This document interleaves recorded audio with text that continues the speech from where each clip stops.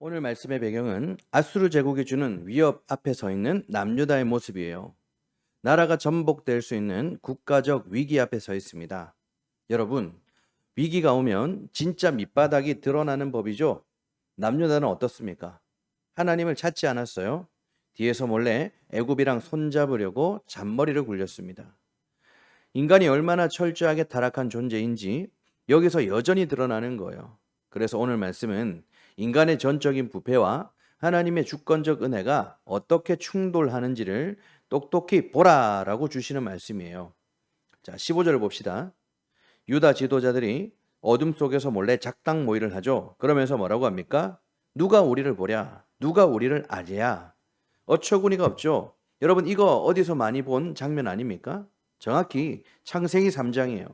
선악과를 따먹고 자신이 하나님처럼 눈이 밝아졌다라고 착각하더니 고작 한다는 짓이 뭐였습니까?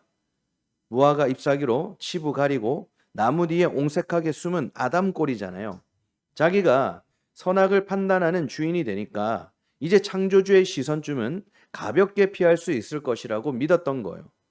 위기가 터지면 엎드려야 되는데 자기들의 외교력을 동원해서 애굽이랑 비밀 동맹을 맺으려고 했던 거예요. 여러분, 세상은 이런 걸 가리켜서 뭐 탁월한 외교력이니 합리적인 대책이니 이런 포장을 하죠. 그러나 성경은 이걸 뭐라고 합니까? 폐역이라고 해요. 폐역. 썩어 빠진 죄악이라는 거예요. 그래서 16절에서 이런 비유의 말씀을 하시는 거죠. 16절, 너희의 패역함이 심하도다. 토기장이를 어찌 진흙같이 여기겠느냐? 지음을 받은 물건이 어찌 자기를 지은 이에게 대하여 이르기를 그가 나를 짓지 아니하였다 하겠으며, 빚음을 받은 물건이 자기를 빚은 이에 대하여 이르기를 그가 총명이 없다 하겠느냐? 지금 어떤 상황이에요? 진흙 덩어리가 토기장이에게 삿대질을 하고 있는 거예요. 로마서 9장에 나오는 그 비유 그대로인 것이죠. 여러분, 이것이 바로 타락한 인간의 본질이라는 거예요. 피조물 주제에, 흙먼지 주제에 창조주 하나님을 향해서 가리치려 드는 악한 본성을 말하는 거예요. 그들은 하나님께 이렇게 항변하는 것입니다. 하나님, 이 복잡한 현실 정치를 하나님 알지 않잖아요. 기도만 한다고 됩니까? 걱정하지 마십시오. 내가 계획은 이미 기가 막히게 다 짰으니까 하나님은 그냥 결제 도장만 찍으시면 됩니다. 여러분, 이게 신앙일까요? 아니죠. 철저한 인본주의인 것이죠. 겉으로는 주여 주여 하면서 신앙의 이름으로 거룩하게 포장하고 있지만 그 속에는 내 뜻을 간철시키기 위해서 하나님마저 이용해 먹으려는 마귀적인 속성이에요. 16절은 인간들의 가짜 신앙의 민낯을 정확하게 폭로하고 있는 것이죠. 자, 그렇다면 하나님이 이 건방진 진흙 덩어리들을 어떻게 다루실까요? 17절을 보시면 레바논이 기름진 들로 변하고 기름진 들이 숲으로 여겨질 것이라고 하죠. 고대 근동 문학의 최고봉인 길가메시의 서사시를 보시면 레바논의 백향목 숲은 신들이 거주하는 신성 불가침 영역이자 무시무시한 괴물이 지키고 있는 두려움의 대상이었어요. 그래서 당시 사람들에게 레바논은 인간의 힘으로 어쩔 수 없는 절대 권력을 가진 아수르를 상징했어요. 아수르. 자, 그런데 하나님이 개입하시는 순간 어떻게 된다고 하는 거예요? 인간이 바벨탑처럼 쌓아 올린 레바논이 하루아침 새에 흔해 빠진 동네 텃밭이 된다라는 거예요. 초라한 빈들로 갈아엎어진다라는 거예요. 인간이 만든 타락한 질서가 완전히 뒤집혀서 전복되는 것을 말씀하시는 것이죠. 자, 이렇게 되자 이제 어떤 일이 벌어집니까? 18절과 19절입니다. 그날에 못 듣는 사람이 책의 말을 들을 것이며 어둡고 깜깜한 데에서 맹인의 눈이 볼 것이며 겸손한 자에게 여호와로 말미암아 기쁨이 더하겠고 사람 중 가난한 자가 이스라엘의 거룩한 이로 말미암아 즐거워하리니. 아멘. 여러분, 누가 구원의 기쁨을 누리는 거죠?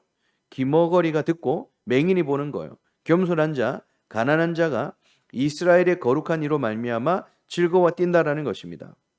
자, 여기서 겸손한 자, 가난한 자는 도덕적으로 착하고 법 없이도 살 수 있는 사람, 이런 사람을 말하는 거 아니에요. 세상 힘으로 그 논리로 철저하게 짓밟히고 밀려난 사람들을 말하는 것이죠. 자신의 힘으로 아무것도 할 수 없는 사람, 전적으로 누군가를 의지해야 되는 사람들이에요. 그런데 그런 자들이 구원으로 말미암아 기뻐할 것이라고 말씀하시죠.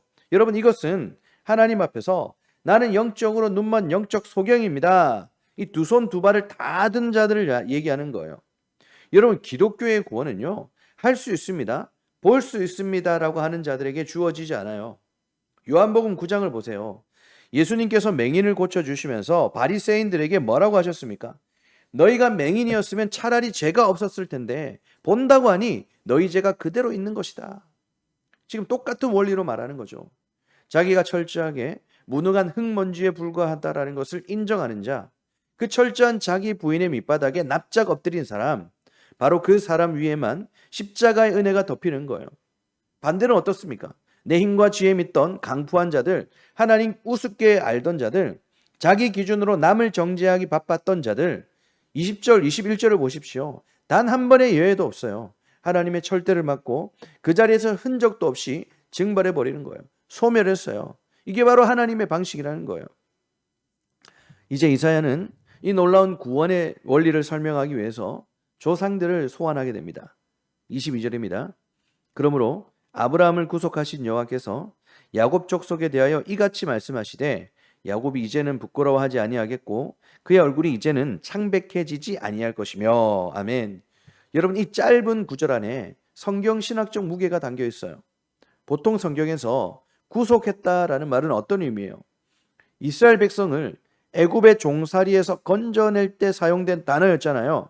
그런데 하나님이 아브라함을 구속했다라고 하시는 거예요. 이게 무슨 뜻입니까? 여러분, 아브라함이 원래 뭐 하던 사람이었어요? 아브라함, 갈대우리에서 우상 깎아 팔던 사람이었잖아요. 하나님 알지 못하고 찾을 생각도 없는 인간을 하나님이 일방적인 은혜로 끄집어내신 거잖아요.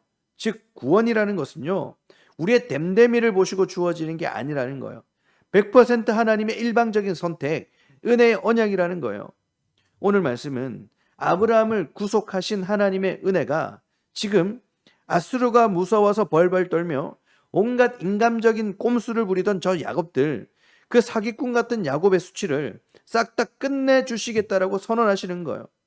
인간의 잔머리가 만들어낸 그 실패와 부끄러움을 하나님의 언약적 열심이 덮어버리는 거예요. 여러분, 이게 바로 십자가잖아요. 십자가. 할렐루야. 자, 그래서 23절을 보십시오. 그 자손들을 가리켜서 뭐라고 부릅니까? 내 손이 그 가운데서 행한 것이라고 불러요. 자기 힘으로 스스로를 빚어낼 줄 알았던 진흙 덩어리들이 드디어 깨달은 거예요. 우리는 철저하게 무능한 존재들이었고 오직 토기장이 되시는 하나님의 손이 우리를 새롭게 빚으셨구나. 비로소 이 항복이 터져 나온 거예요. 이 진짜 은혜를 맛본 자들에게 기적이 일어나요. 자, 24절.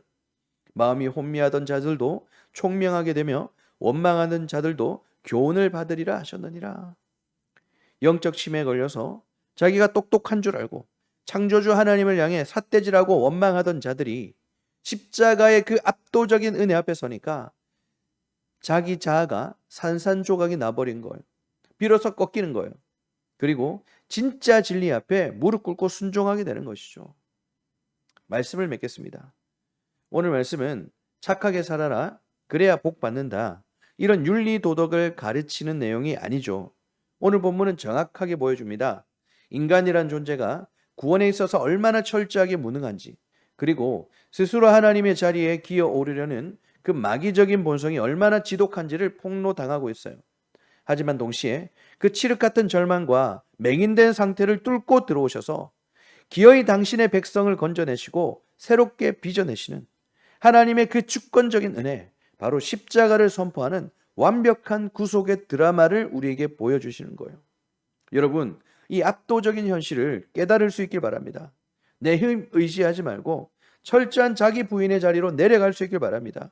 그것만이 한낱 진흙 덩어리에 불과한 우리가, 피조물이 진짜 우리 자리로 돌아가 마침내 폭발적인 생명의 은혜를 누리는 유일한 길인 줄 믿습니다. 그렇게 살아가는 오늘 하루가 될 수 있기를 우리 주님의 이름으로 축원합니다. 함께 기도하는 시간을 가지도록 하겠습니다.